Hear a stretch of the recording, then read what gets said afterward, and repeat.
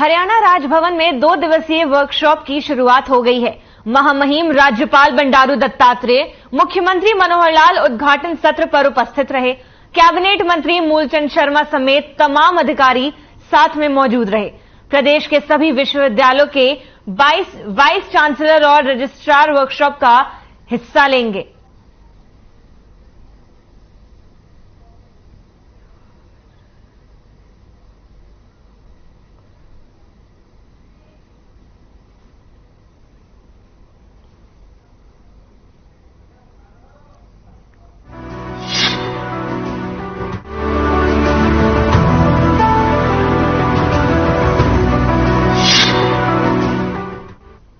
मुख्यमंत्री मनोहर लाल ने सीआईएसएफ के स्थापना दिवस पर सभी जवानों और उनके परिवारों को शुभकामनाएं दी। उन्होंने लिखा कि केंद्रीय औद्योगिक सुरक्षा बल सीआईएसएफ के स्थापना दिवस पर कर्मियों और उनके परिवारों को शुभकामनाएं। भारत के महत्वपूर्ण प्रतिष्ठानों की रक्षा, आपदाओं के दौरान राष्ट्र की सेवा करने व देश के विकास में महत्वपूर्ण भूमिका निभाने हेतु सीआईएसएफ की बहादुरी और कर्तव्य की भावना को मेरा सलाम।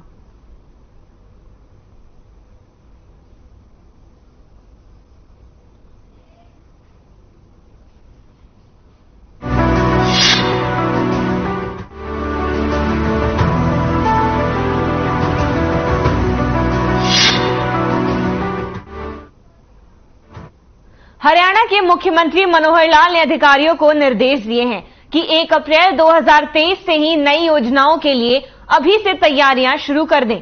उन्होंने कहा कि बजट 1 साल के लिए बनता है, इसीलिए सभी विभाग अपनी अपनी योजनाओं का बारीकी से अध्ययन कर लें और योजनाओं को समयबद्ध तरीके से क्रियान्वित भी करें ताकि आमजन को त्वरित लाभ भी मिल सके। आपको बताते चले कि मुख्यमंत्री ने चंडीगढ़ में वित्त वर्ष 2023-24 के बजट में की गई घोषणाओं के लिए रूपरेखा तय करने के लिए प्रशासनिक सचिवों के साथ अहम बैठक की है। मुख्यमंत्री ने इस पर कहा कि अपशिष्ट जल को शुद्ध कर उसे फिर से उपयोग में लाना एक महत्वपूर्ण परियोजना है, इसलिए ट्रीटेड वेस्ट वाटर का अधिकतम उपयोग सुनिश्चित की जाए।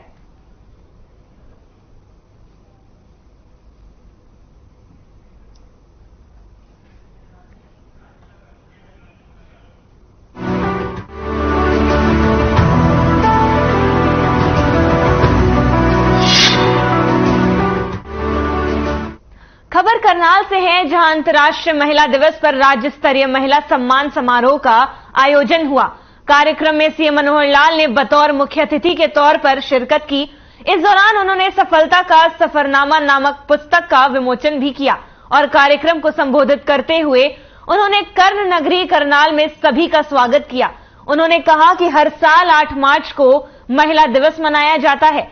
साथ ही कहा कि महिलाओं को हमने 50% आरक्षण भी दिया है। हरियाणा में महिलाएं हर कार्य में अव्वल हैं। हर व्यक्ति की सफलता के पीछे एक महिला का हाथ होता है। उन्होंने आगे कहा कि मेरी सफलता के पीछे मेरी मां का हाथ है। पिताजी ने पढ़ाने से मना किया, लेकिन मां ने मुझे पढ़ाया। विकास में महिलाओं की बहुत बड़ी भागीदारी है। हरियाणा में 50% महिलाओं को चुनाव लड़ने का भी पूरा अधिकार है।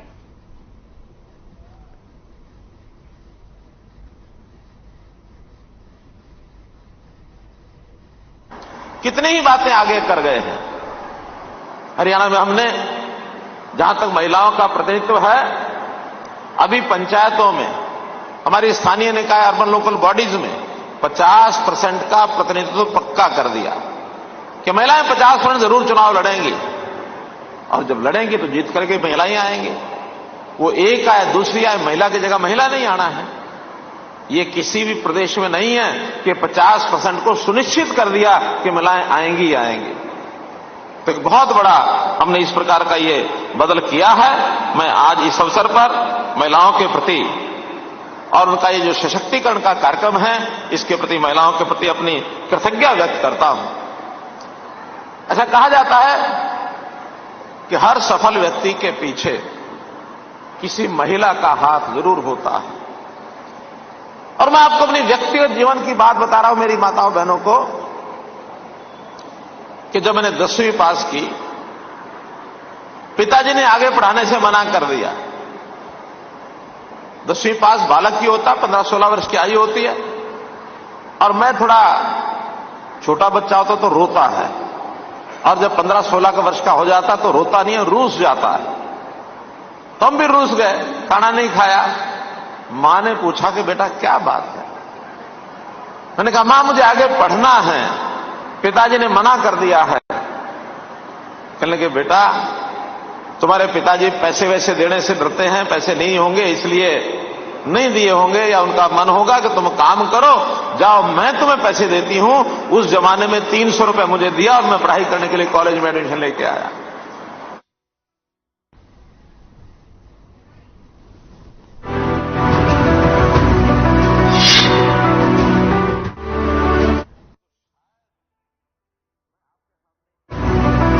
सामान्य व्यक्ति हैं, छोटे छोटे व्यवसाय करने को लेकर के आपको प्रधानमंत्री जी की ओर से स्वनिधि योजना के माध्यम से लाभ भी दिया गया है।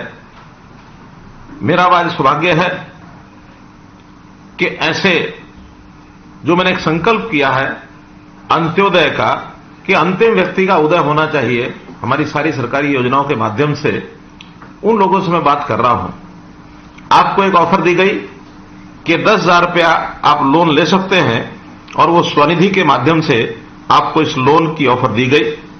हमारे यहां जिन लोगों ने रजिस्टर किया है, ऐसे 55,000 लोग हैं जिन्होंने रजिस्टर किया है। उसमें से लगभग 36,000 लोगों को और ये ऋण मिल चुका है।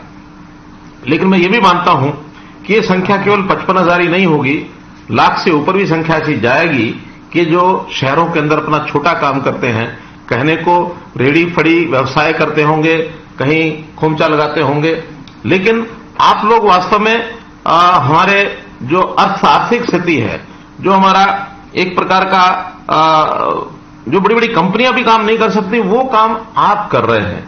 मुझे याद है वो अवसर जब कोविड के अवसर के समय सब चीज तहस-नहस हो गई थी, और उस समय आप लोगों ने इन सारी चीजों को संभाला, और प्रधानमंत्री जी ने भी ये योजना उसी समय शुरू की थी कि हमारे जो छोटे ऐसे पूंजी वाले लोग जो अपना काम करने में कठिनाई उनको मिल रही है, पैदा हो रही है, उनकी सहायता कैसे की जाए। सभी बैंकों को आदेश दिए गए कि ऐसे लोगों के लिए कुछ योजना बनानी चाहिए। स्वनिधि योजना के माध्यम से 10,000 रुपया और एक लोन के रूप में आपको दिया गया। ऐसे 55,000 से ऊपर लोगों ने ऑनलाइन आवेदन किया। 35,000 के लोगों को ये ऋण जो है स्वीकृत हो चुका है। इसमें अभी तक कुल मिलाकर 48 करोड़ रुपया ये बांटा जा चुका है। और इसमें बड़ी बात यह है कि जो इसका ब्याज होता है, भले ही वो कहने को 9% ब्याज है, लेकिन उसमें 7% ब्याज तो केंद्र देता है, 2% हम सरकार की ओर से उसमें डालते हैं। ऐसा 1 करोड़ रुपए से ऊपर की राशि ब्याज की भी साथ में हमने बैंकों को अदा कर दी है। आपको कोई ब्याज नहीं देना है। और इसकी 3 श्रेणियां बनाई गई हैं। जो 10,000 रुपए का ऋण लेकर के इसका भुगतान करता है, किस्तों में वापस देता है, वो 20,000 रुपए का अधिकारी हो जाता है। दूसरी बार 20,000 रुपए लेता है, अगर वो उसको समय से वापस करता है तो 50,000 रुपए का अधिकारी हो जाता है। ऐसे 3 प्रकार की श्रेणियां बनाई हैं।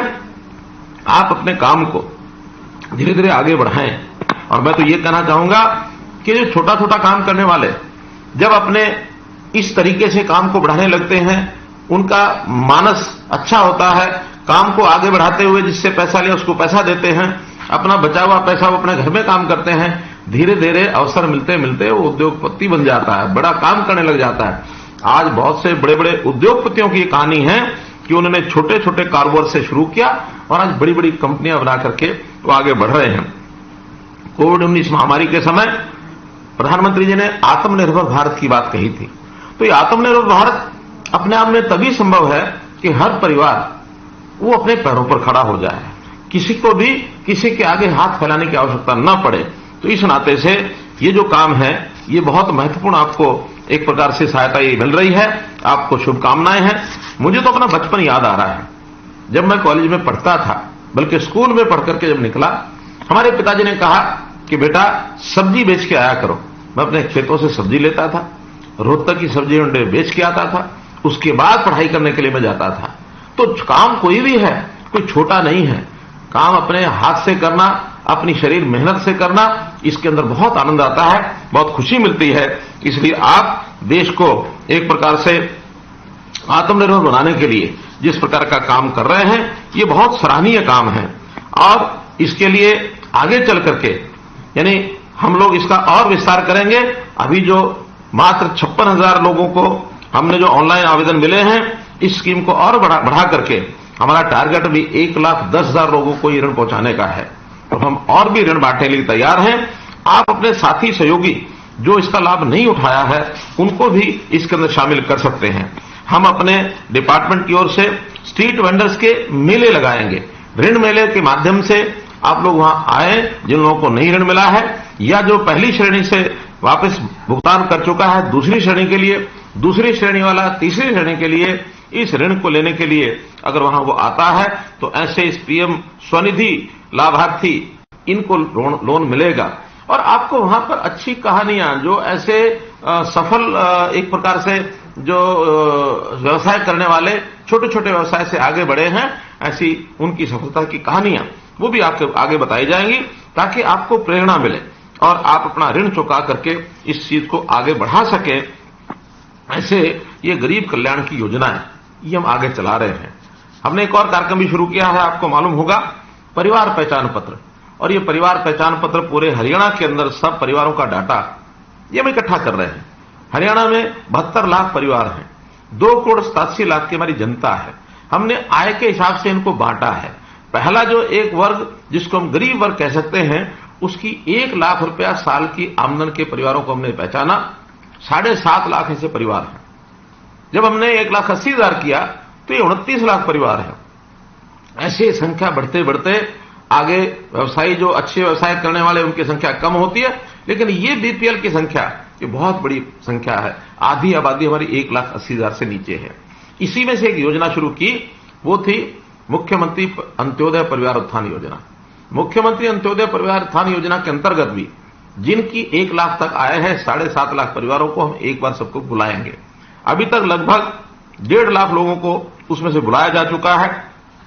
और उसमें भी ऐसे परिवारों को बैंकों से लोन मिले, क्या वो व्यवसाय कर सकते हैं अपनी पढ़ाई के हिसाब से, अपने हुनर के हिसाब से, अपने जो भी कोई उनको लाभ, किसी बात का पैतृक उनका जो अनुभव है उसके कारण से लाभ मिलता होगा।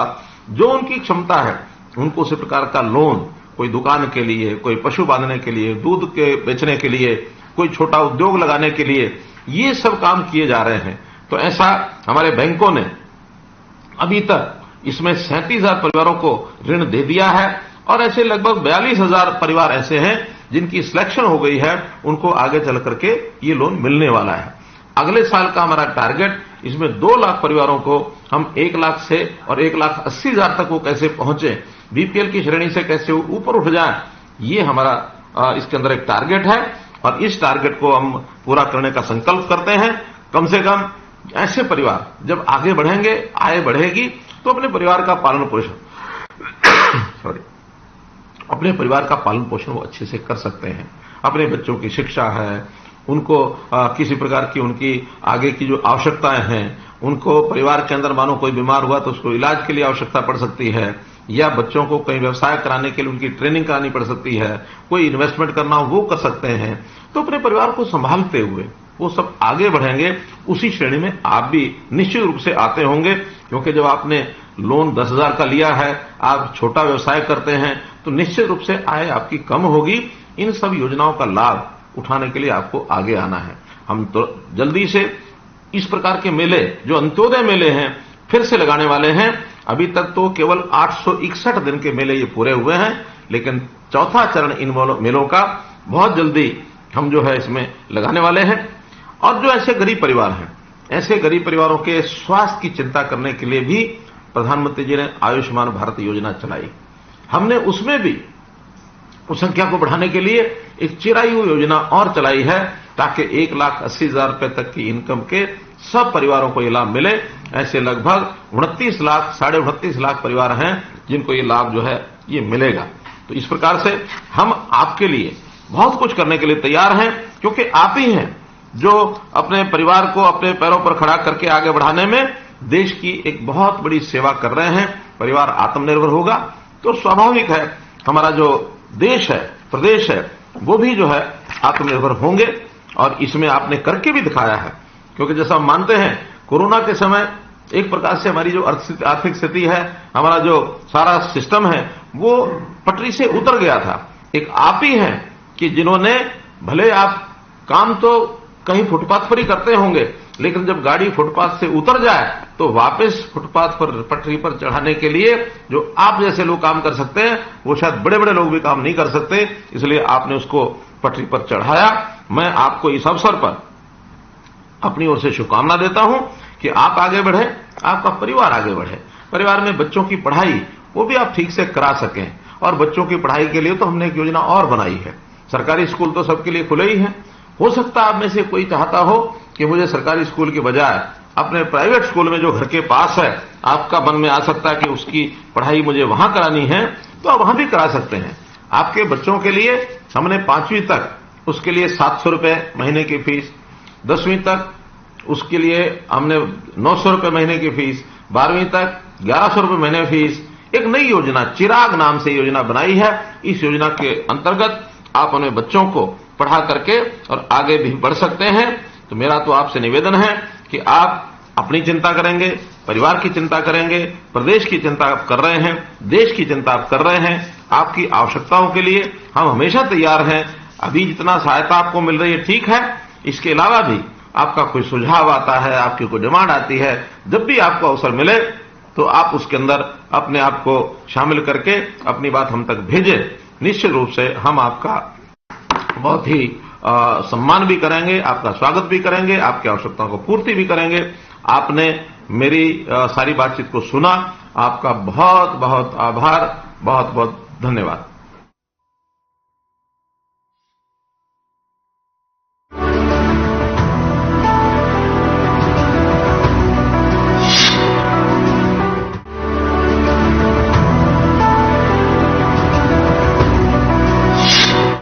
अंबाला के राजीव गांधी स्टेडियम में खेलो इंडिया वुशु प्रतिस्पर्धा का आयोजन किया गया। इस खेलो इंडिया वुशु प्रतियोगिता में अंबाला जिले के महिला खिलाड़ियों सहित प्रदेश के अन्य जिलों की महिला खिलाड़ी भाग ले रही हैं। योगा फेडरेशन के अध्यक्ष राजेंद्र विज ने बताया कि सरकार का इस तरह से खेल करवाना एक अच्छा प्रयास है। इससे पहले भी सरकार ने खेलो इंडिया करवाया है।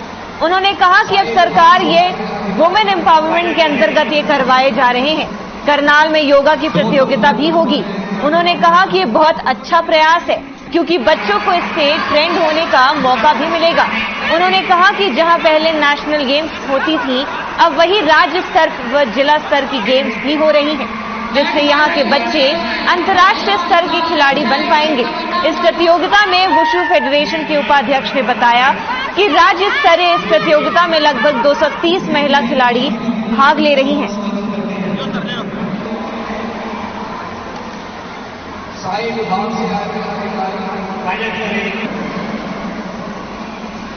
दो सब होकर हमारे खिलाड़ियों का मार्गदर्शन करें तो सभी खिलाड़ी। बहुत अच्छा भारत सरकार का ये प्रयास है।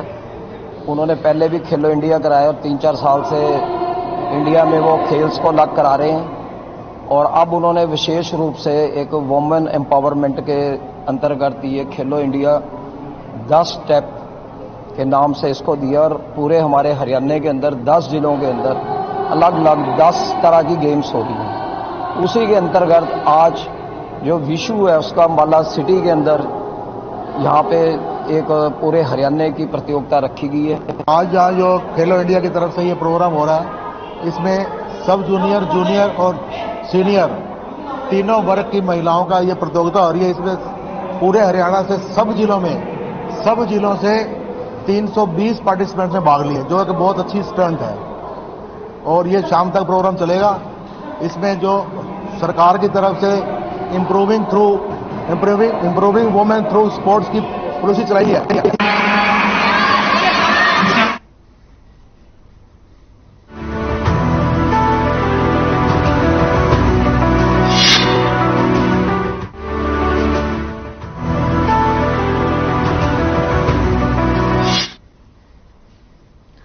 हरियाणा में रिश्वतखोरी के मामले थमने का नाम नहीं ले रहे। ताजा मामला पानीपत से सामने आया है, जहां पब्लिक हेल्थ कार्यालय समालखा में तैनात एसडीओ व जेई को स्टेट विजिलेंस की टीम ने 12 लाख रिश्वत लेते रंगे हाथों गिरफ्तार किया। स्टेट विजिलेंस के इंस्पेक्टर सुमित कुमार ने जानकारी देते हुए बताया कि एसडीओ और जेई ठेकेदार से बिल पास करवाने की एवज में रिश्वत की डिमांड कर रहे थे। इंस्पेक्टर सुमित कुमार के मुताबिक एसडीओ ने ठेकेदार से 20 लाख रुपए की डिमांड की थी, तो वहीं जेई ने 15% कमीशन की मांग की। जहां आज स्टेट विजिलेंस की टीम ने शिकायतकर्ता ठेकेदार की शिकायत पर एसडीओ और जेई की रंगे हाथों गिरफ्तार भी किया। इंस्पेक्टर सुमित कुमार ने बताया कि एसडीओ व जेई को कल कोर्ट में पेश कर पूछताछ भी की जाएगी, ताकि रिश्वतखोरों के अन्य मामलों का भी खुलासा हो सके।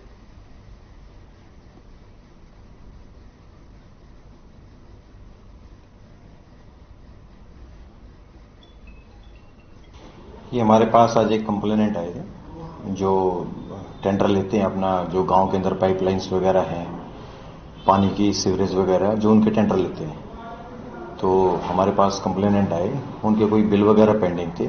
उन्होंने 80-85 लाख के करीब कोई टेंडर ले रखे थे। अपना जो हेल्थ डिपार्टमेंट है समालखा के अंदर, वहां पे एसडीओ और जेई बैठते हैं। तो इनके बिल क्लियर करने के एवज में वो इनसे पैसे की डिमांड कर रहे थे, जिसपे हमने इनकी कंप्लेंट लेके आज इंडिपेंडेंट विटनेस को साथ लेके हमने ट्रैप लगाया और इनको रंगे हाथों गिरफ्तार किया रिश्वत की राशि के साथ। कितनी राशि के साथ गिरफ्तार किया सर, और कब से? इन दोनों को हमने इनके ऑफिस से ही, समालखा के अंदर इनका ऑफिस है, वहीं से हमने इनको अरेस्ट किया है।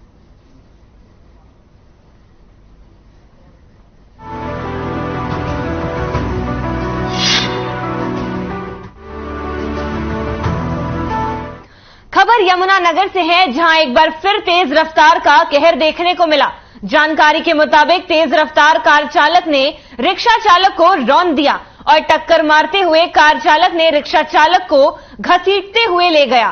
रामपुरा के टी पॉइंट पर तेज रफ्तार कार चालक ने 55 साल के रिक्शा चालक राजकुमार को टक्कर मार दी।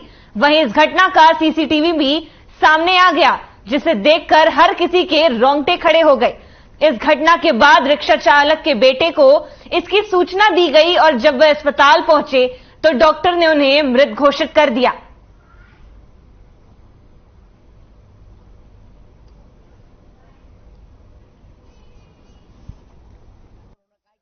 हमारे को करीब 12 बजे सूचना मिली थी, भाई ये सरकारी हॉस्पिटल के पास रोड एक्सीडेंट हुआ है, जिसमें रेडी वाला इंजर्ड है, जिस पर हमारे एसआई भूपेंद्र सिंह मौका पर पहुंचे थे और उन्होंने आगे की कार्रवाई डेड बॉडी डेड हाउस रात को डेड हाउस छुड़वाई। तो कुछ पता लग पाया किसने एक्सीडेंट किया, किस चीज से एक्सीडेंट हुआ? ऐसा है, इसमें पीछे से एक जगाधरी की तरफ से स्विफ्ट कार आती है, जो आगे जो राजकुमार नाम का व्यक्ति है पेशेंट है। तो यार सारी रात मम्मी ने मेरे को परेशान करा कि मैं पापा के पास लेके चल, पापा के पास लेके चल, कैसे कैसे मैंने बहाना मारा। फिर मेरे को सुबह रात को पुलिस से जो मेरे को जिसने रात को पुलिस ने पूछा था मेरे से, उन्होंने मेरे को बोला था सुबह आके ना police station, Rampur police station में आके रिपोर्ट लिखवा देना। मैंने आके रिपोर्ट लिखवाई, उन्होंने आए मेरे साथ आए हो, उन्होंने कैमरे चेक करे, बट उन्होंने बोला बेटा इसमें कैमरे में कार एक्सीडेंट होता वो दिख रहा है, लेकिन बट इसमें वो नंबर प्लेट नहीं दिख रही है।